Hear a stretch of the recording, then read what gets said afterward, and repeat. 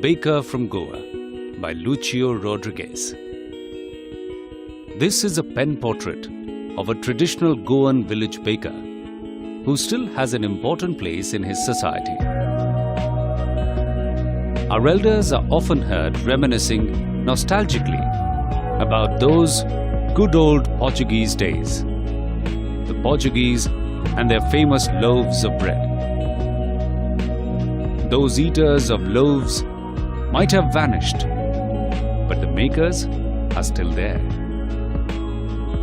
We still have amongst us the mixers, the molders, and those who bake the loaves. Those age-old, time-tested furnaces still exist. The fire in the furnaces has not yet been extinguished. The thud and jingle of the traditional baker's bamboo, heralding his arrival in the morning, can still be heard in some places. Maybe the father is not alive, but the son still carries on the family profession. These bakers are, even today, known as Peda in Goa. During our childhood in Goa, the baker used to be our friend, companion, and guide. He used to come at least twice a day. Once when he set out in the morning on his selling round, and then again when he returned from emptying his huge basket. The jingling thud of his bamboo woke us up from sleep, and we ran to meet and greet him. Why was it so? Was it for the love of the loaf? Not at all.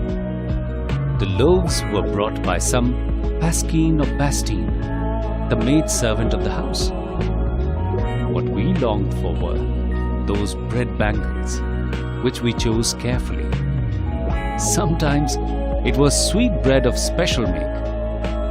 The baker made his musical entry on the scene with his chung-chung sound of his specially made bamboo staff.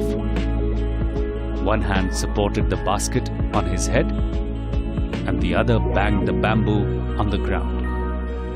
He would greet the lady of the house with "Good morning," and then place his basket on the vertical bamboo.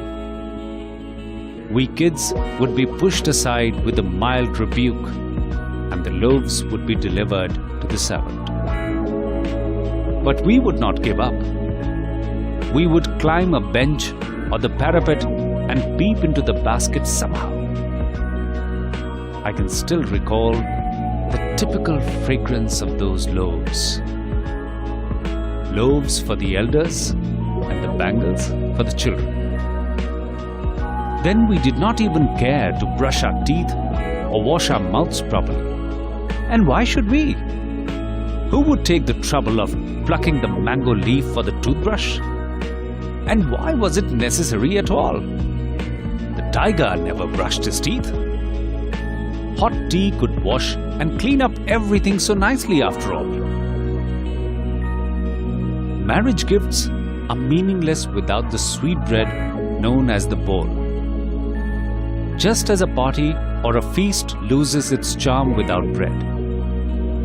Not enough can be said to show how important a baker can be for a village. The lady of the house must prepare sandwiches on the occasion of her daughter's engagement. Cakes and bolinas are a must for Christmas as well as other festivals.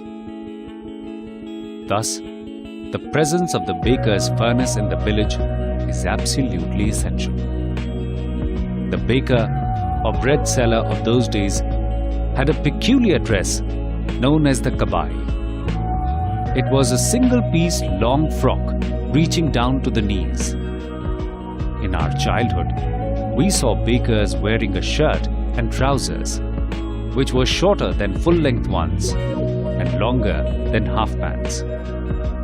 Even today, anyone who wears a half pant which reaches just below the knees invites the comment that he is dressed like a peda. The baker usually collected his bills at the end of the month. Monthly accounts used to be recorded on some wall in pencil. Baking was indeed a profitable profession in the old days. The baker and his family never starved.